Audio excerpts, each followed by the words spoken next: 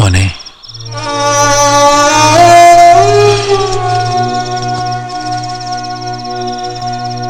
നീ ഇങ്ങനെ വിഷമിച്ചാൽ എങ്ങനെയാ?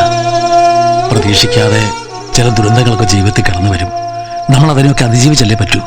കഴിഞ്ഞത് കഴിഞ്ഞു. നീ ഇവിടെ തന്നെ ഇങ്ങനെ ചടഞ്ഞുകൂടിയിരിക്കാതെ പുറത്തേക്കിറങ്ങി പഴയ ഫ്രണ്ട്സിനെയൊക്കെ ഒന്ന് കാണാൻ. ഒക്കെ ശരിയാവും. പാവം ആ മാധവ സാറിന്റെ കാര്യം ഓർക്കുമ്പോഴാ, ആകെ ഉണ്ടായിരുന്നൊരു മോളല്ലേ, അവര് സ്ഥലം മാറി പോവുക. അദ്ദേഹം പറഞ്ഞപ്പോഴാ അറിയുന്നേ, ആ കുട്ടി അവളുടെ കണ്ണുകൾ ദാനം ചെയ്തിരുന്നു. ഇപ്പോ അത് വേറൊരു പെൺകുട്ടിക്ക് മാറ്റിവെച്ചു അത്രേ. എന്തായാലും അങ്ങനെ ഒരു നല്ല കാര്യം ചെയ്തിട്ടാണല്ലോ ആ കുട്ടി പോയത്.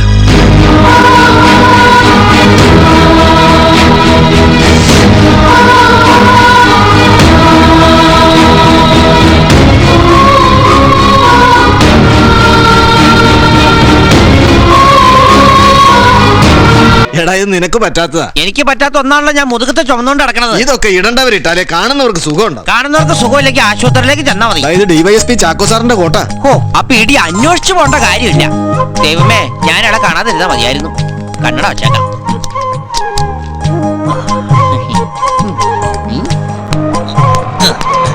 ഓട്ടോ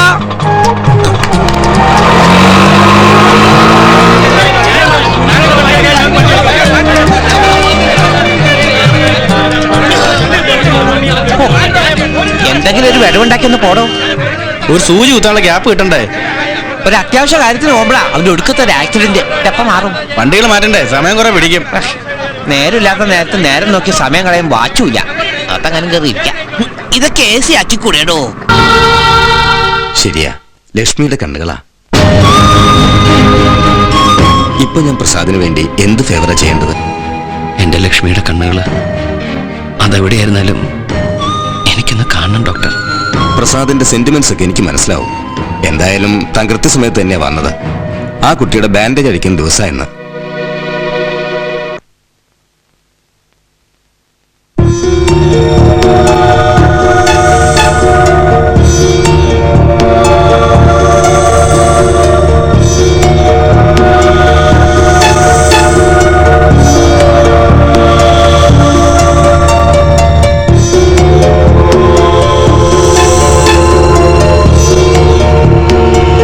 ഇനി കണ്ണുകൾ മെല്ലെ തുറന്നോളൂ.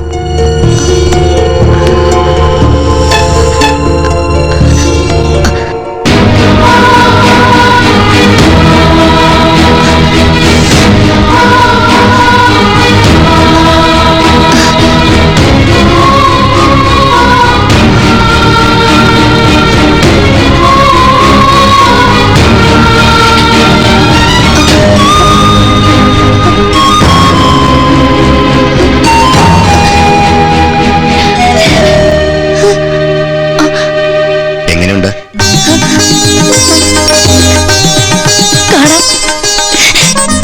എനിക്കെല്ലാം കാണാം. അടച്ചോ കാത്തു.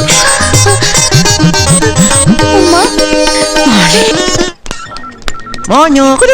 അയ്യോ പെങ്കൊച്ച, കളിപ്പിക്കണ്ട. പീഡന കേസിലെ പ്രതിയായാലോ. എവിടെയായിരുന്നു? ചെമ്പകത്തിന്റെ ബാൻഡേജ് അഴിച്ചു. കണ്ണിന് കാഴ്ച കിട്ടിട്ടോ. ചിങ്ങമാസം വന്നു ചേർന്ന പിന്നെ ഞാൻ സ്വന്തമാക്കും.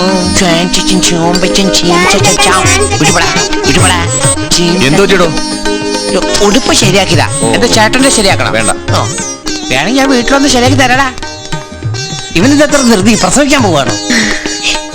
ഇനി കുറച്ച് ദിവസത്തേക്ക് കണ്ണിനധികം സ്ട്രെയിൻ കൊടുക്കരുത്.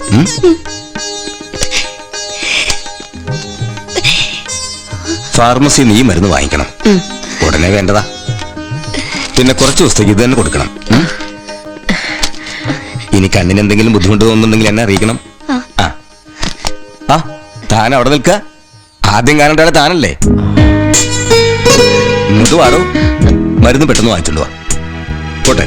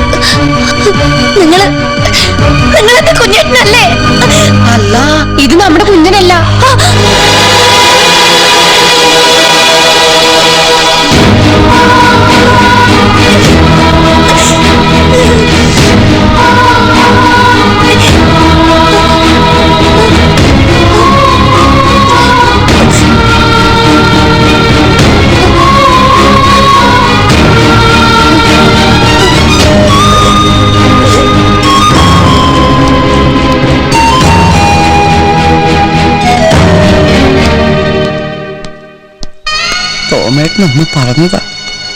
ഇപ്പോ എന്നാലും ചെമ്പകം എന്തിനാ പ്രസാദ് സാർ എന്നോട്? വേണ്ട, ഞാനിനി അവരുടെ ഇടയിൽ പാടില്ല.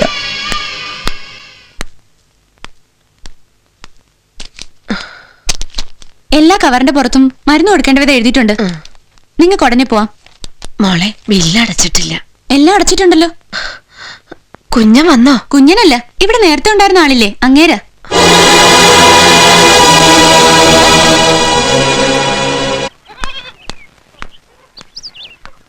ഉമ്മ ഉമ്മ എന്താ തോമ? കുഞ്ഞൻ വന്നോ ഉമ്മ? എവിടെന്ന്? ഓനിതെവിടെ പോയി കിടക്കുക? ആശുപത്രിന്ന് പേര് പെട്ടാൻ നേരത്ത് ആ പോലീസുകാരന്റെ മോൻ വന്നതുകൊണ്ട് നാണം കെടാണ്ട് പോരാൻ പറ്റി. ദേ, കുഞ്ഞിനെ കാണാൻ വേണ്ടി ഈ പെങ്കൊച്ച് എത്ര കൊതിച്ചിരിക്കാന്നറിയോ? അല്ല, ഓനിതെവിടെ പോയി കിടക്കുക? അന്നോടൊന്ന് പറഞ്ഞില്ലേ? ഇല്ല, എങ്ങോട്ടാ പോയെന്ന് ഒരു അറിവുമില്ല. ഉണ്ടാകാവുന്ന 1-2 സ്ഥലത്തൊക്കെ അന്വേഷിച്ചു നോക്കി. കൃഷ്ണന്റെ ഡ്രൈ ക്ലീനിങ് സെന്ററിൽ നിന്ന് വാങ്ങിച്ച കോട്ടും പാന്റും തിരിച്ചു കൊടുത്തെന്ന് കൃഷ്ണൻ പറഞ്ഞു. പിന്നെ ആളെ കണ്ടിട്ടില്ല. ആരോടൊന്നും പറയാണ്ട് പിന്നെ ഈ കുഞ്ഞേട്ടനും എങ്ങോട്ടാ പോയേ? അല്ല, അവന് നേരത്തെ പതിവുള്ളതാ. ആരോടും പറയാതെ നേർച്ചയും വഴിപാടൊന്നും പറഞ്ഞ് പോയാലേ 1-2 ആഴ്ച കഴിയുമ്പോൾ തിരിച്ചു വരും. മോള് വിഷമിക്കണ്ട, അവൻ വരും.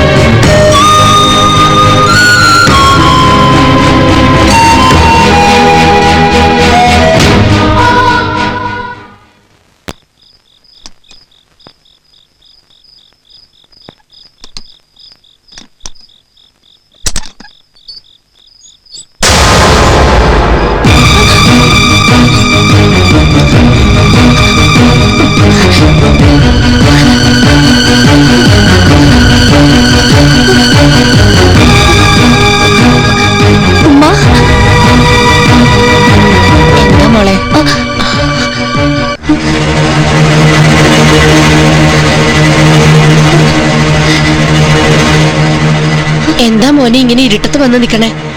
ഈ പെങ്കൊച്ച് പേടിച്ചു പോയില്ലേ?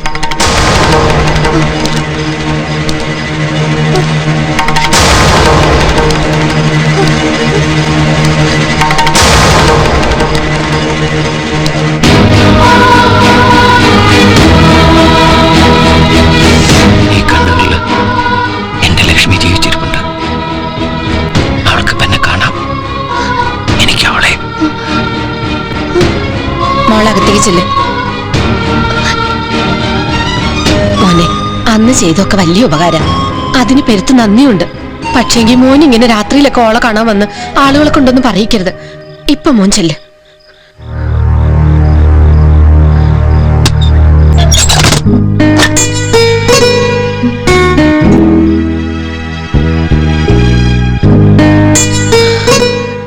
ഇങ്ങനെയുണ്ടോ മനുഷ്യന്മാര്? പാവം, ആ ലക്ഷ്മിയെ അയാൾ ഒരുപാട് സ്നേഹിച്ചിട്ടുണ്ടാവണം. അതാ ഇങ്ങനെയൊക്കെ.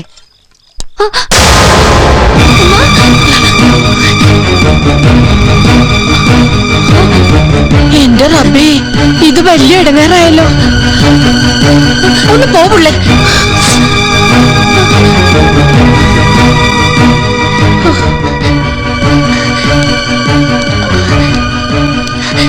ആ കുഞ്ഞനിങ്ങി വന്നെങ്കി ഒരു മനസ്സമാധാനം ഉണ്ടായേനെ.